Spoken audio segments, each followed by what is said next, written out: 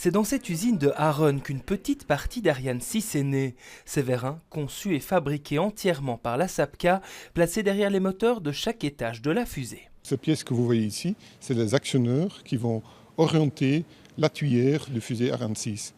Il faut orienter la tuyère parce qu'il faut arriver au bon endroit dans l'espace pour déployer les satellites au bon endroit.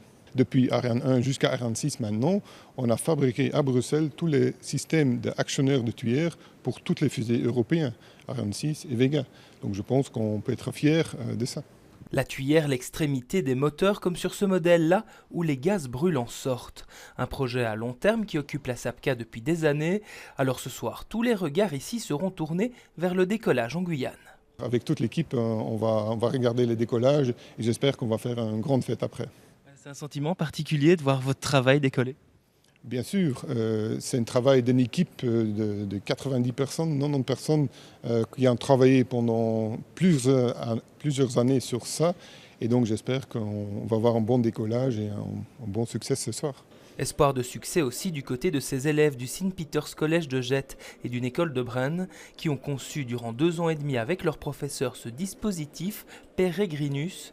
Il y a quelques semaines, ils se sont rendus en Guyane pour parfaire ce petit instrument installé à l'intérieur même de la fusée. C'est une petite boîte, ça fait quoi? Ça fait 12 cm sur 8 sur 5. Ça pèse un demi-kilo et tout est dedans. Et ça fonctionne de façon complètement autonome une fois que la fusée, en fin de lancement, donne le signal de « ça va, ok, vous pouvez démarrer ». Objectif, récolter des données sur le lien entre le champ magnétique de notre Terre et les rayons X et gamma. Lors de leur voyage sur place, ils avaient déjà pu admirer Ariane 6. On a vu la fusée de près. Le monstre d'ingéniosité, on l'a vu de très près, on a quasiment pu le toucher.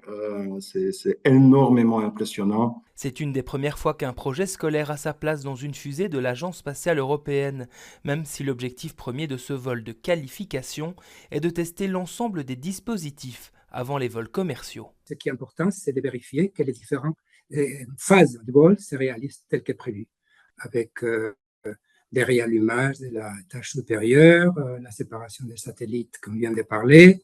Ça va être bien enregistré pour une analyse profonde qui sera faite après les vols pendant quelques mois. Ariane 6 décollera ce mardi soir vers 20h, heure belge, porteuse d'espoir et de création, issue de notre capitale.